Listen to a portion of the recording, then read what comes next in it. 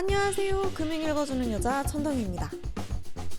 자, 이번 영상에서는 우리 저축보험에 대해서 알아볼 거예요. 은행을 방문하면 방카라고도 많이 들어보셨을 거예요. 이전에 많은 사람들이 가입을 했고, 그리고 지금도 가입을 많이 하고 계실 텐데 이게 뭔지 모르고 보험인 줄 모르고 가입을 하시는 분들이 아직 많은 것 같아요. 은행에서 또는 이제 재무상담 해주시는 분들이 비과세 저축 상품이다 라고 하시면서 10년짜리 권하는 거 있죠. 그게 도대체 뭔데? 그냥 기간이 긴 적금인 줄 알고 가입을 하시는 분들, 중간에 이제 해지를 하려고 보니까 원금이 안 나오고 막 수수료 많이 떼고 이거 사기 아니야? 하고 찜찜해하시고 화도 내시기도 하는데요. 그 부분 이해합니다. 근데 여러분, 이거는 적금은 아니에요. 이 상품 구조가 달라요. 이 상품은 특징이 정말 많거든요. 이거 가입하려고 신청서 쓰다가 진짜 손목 날아갈 뻔. 10몇 장씩 쓰잖아요. 이 많은 내용들을 어찌다 기억하려. 분명히 설명 다 들으셨을 텐데 아마 그 당시에는 그냥 블라블라 하고 넘기셨을 거예요. 이 상품은 누구한테는 좋은 상품인데 또 다른 누구에게는 손해일 수도 있어요. 헉, 손해까지? 자, 그럼 지금부터 이 상품, 뭔 상품인지 차근차근 말씀드리도록 하겠습니다. 혹시라도 이 저축보험 상품이 이미 가입을 하셨거나 아니면 상담 중이신 분들은 갖고 계시는 상품 설명서나 안내장 같이 보시면 도움이 좀 되실 것 같아요. 자, 오랜만에 제가 사이드로 왔죠. 그만큼 설명할 게 많다는 거. 자, 먼저 방카가 뭔지부터 말씀을 드리면, 은행에서 많이 보셨을 거고 권유도 많이 받으셨을 거예요. 방카슈랑스라는 상품이 있습니다. 뱅크 그리고 인슈어런스, 이 두 가지가 합쳐진 말인데요. 쉽게 말해서 은행에서 보험 상품을 가지고 와서 판매를 하는 거예요. 그래서 안내장에 보시면 은행 명도 적혀있고 보험회사 명도 적혀져 있습니다. 결국에는 보험회사들의 상품이에요. 근데 이제 은행 성격에 맞춰서 저축보험, 연금보험 이런 거 위주로 판매를 하고 있고요. 보장성 보험도 판매를 하고는 있는데, 왜 우리가 알고 있는 암보험, 실비보험, 화재보험, 뭐 자동차보험 이런 거 있잖아요. 그런 것들 다 은행에서 가입을 하실 수가 있어요. 은행 성격에 맞는 게 도대체 무엇이냐? 내 돈을 안전하게 보호하려는 목적이 가장 크잖아요.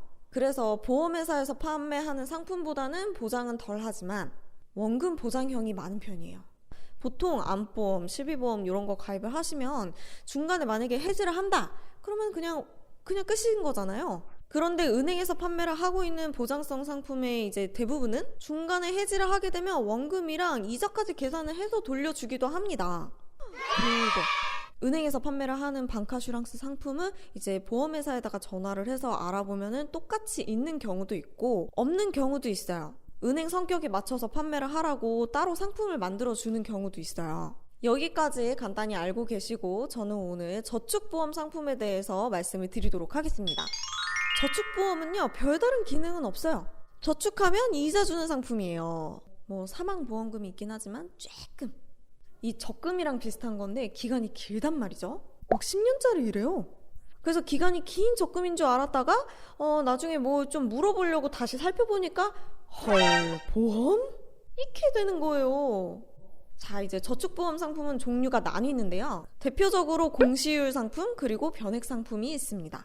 그리고 아까 말씀드린 것처럼 보장성 상품이 섞인 것도 있어요. 이번 영상에서는 적금이라고 착각을 많이 하는 공시율 상품에 대해서만 말씀을 드릴게요. 이게 가장 기본이기도 하고요. 자, 저축보험은 상품마다 다르기는 하지만 보통 5년 만기, 10년 만기, 15년 만기 등등으로 선택을 하실 수가 있어요. 이 적금이라고 생각하기엔 좀 많이 깁니다. 하지만 여러분, 10년짜리라고 해서 10년 내내 넣어야 하는 것은 아니에요. 3년만 내거나 5년만 낼 수도 있어요. 그러면 만약에 3년 납 10년 만기다 라고 하면 3년 동안 저축을 하고 나머지 7년 동안 그냥 기다리면 이자가 계속 쌓이다가 10년째 되는 날 그 원금이랑 이자를 타게 되는 거예요. 그래서 보통 하나의 상품에서 내가 몇 년을 납부를 할지 그리고 만기를 몇 년을 가져갈지를 내가 선택을 해서 설계를 할 수가 있어요. 쉽게 이해를 하면 장기적으로 적금도 하고 예금도 한다고 이렇게 비슷하게 생각을 하시면 돼요. 자, 그럼 이제 이율은 얼마나 주느냐? 이거는 보험사마다 달라요. 여기서 특이한 거는 변동금리예요. 매달 공시율이 결정되어 계산이 됩니다. 이 시중금리가 올라가면 얘도 같이 올라가고요. 내려가면 같이 내려가요. 근데 이 저축보험 상품은 보험회사 상품이잖아요. 그러다 보니까 은행금리가 만약에 한 3에서 4% 정도 됐을 때는 은행보다는 약 1% 정도로 이제 금리가 항상 높게 책정이 됐었거든요. 근데 요즘엔 금리가 하도 낮으니까 그렇게 차이가 많지는 않더라고요. 이제 변동금리다 보니까 이거 리스크 있는 거 아닌가 라고 생각을 하실 수도 있잖아요. 여기서 가장 중요한 거, 이 저축보험 상품은 최저 보증 이율이라는 게 있습니다. 매달 이율이 변하는데 그것과 상관이 없이 무조건 이 금리 이상은 보증을 해준다는 거예요. 예로 들어서 이 안내장을 보여드리면 이 공시 이율이 2.5라고 나와 있어요. 그리고 연복리, 이것도 중요하죠. 보통은 연복리인 경우가 많습니다.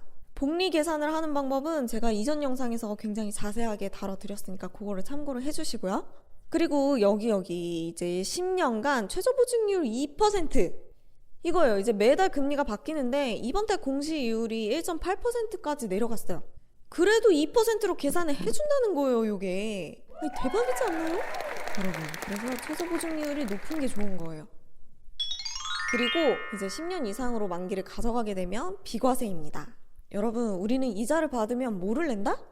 이 쥐꼬리만한 이자지만 이것도 나름 수익이라고 또 세금을 떼갑니다. 저축보험 상품 5년 이상 납부하고 10년 이상 만기를 유지를 할 경우 비과세 적용이 됩니다.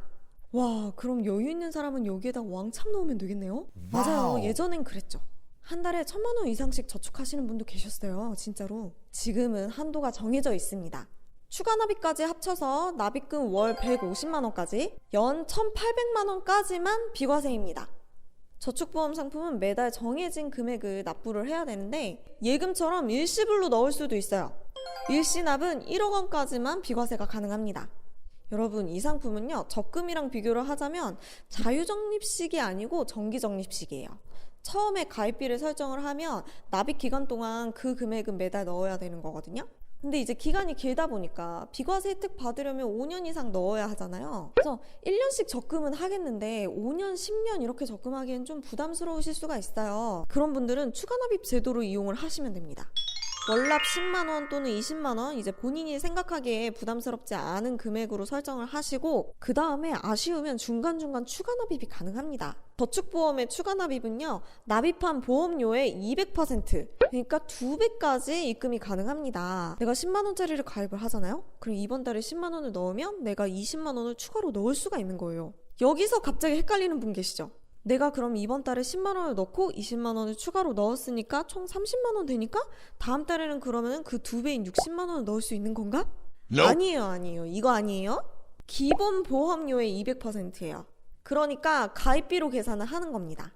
뭐 횟수가 정해져 있는 건 아니에요. 내가 매달 20만원씩 꾸준히 추가로 넣으셔도 되고요. 아니면은 1년 지난 다음에 120만원을 넣었으니까 240만원을 한꺼번에 그때 추가 납입을 하셔도 되고요. 그냥 자유롭게 원할 때 넣으실 수 있어요. 안 넣어도 되고요. 그래서 10만원씩 5년을 넣으면 600만원인데 거기에 내가 1200만원을 더 넣어서 최종 원금을 1800만원으로 만들 수가 있는 거예요. 추가 납입이 좋은 게요, 수수료가 적게 들어갑니다. 뭔 수수료? 뒤에서 자세히 설명을 드릴 건데 우리가 보험회사에다가 이제 납입을 하면 거기에서 이제 사업비를 떼가요. 근데 추가 납입을 하면 그걸 좀 덜 떼가요. 무튼 그렇다는 거고요. 이제 중도 인출. 중간에 내가 돈이 필요하다고 하면 중도 인출도 가능합니다. 중간에 일부 인출하는 거는 1년에 12번이나 허락을 해주는 보험회사들도 있어요. 물론 빼는 시점에 해지 환급금이 적용이 돼서 빠지게 되는 거고요. 그리고 우리 예금담보대출 받는 것처럼 같은 구조로 담보대출이 가능하고요. 납입 일시 중지도 가능합니다. 매달 저축이 힘든 상황이 오거나 내가 갑자기 돈이 필요할 때가 왔다라고 하면 납입을 중지를 할 것인지 아니면 해약을 할 것인지 중도 인출을 할 것인지 대출 받을 것인지 뭐 이런 것들 보험사 또는 은행 직원한테 상담을 받으시면 계산을 해서 금액 비교를 해줄 거예요. 그거를 보고 결정을 하시면 됩니다. 굉장히 유동적으로 이용을 할 수가 있죠. 이렇게만 보면 정말 장점이 많은 상품이에요. 제가 은행에 다닐 시절에는 진짜 반카 많이 팔았죠. 그때 가입을 하신 분들은 다 만족을 하실 거예요, 아마. 비과세 한도도 없었고 최저보증이율도 높았으니까 저도 최저보증이율이 4%일 때 가입을 했어요. 이제 곧 만기가 돌아옵니다. 근데 그때도 이 상품이 맞지 않거나 싫어하시는 분들도 계셨어요. 이게 아무리 좋은 조건의 상품이 있다고 하더라도 본인의 목적이랑 성향이 맞지 않으면 이게 또 손해를 볼 수도 있는 상품이거든요. 손해를 본다고? 이쯤에서 한번 끊을게요. 짜증내실 것 같긴 한데 이때 아니면 지금 끊을 데가 없어요, 보니까. 다음 영상에서 바로 이어서 설명을 해드리도록 하겠습니다.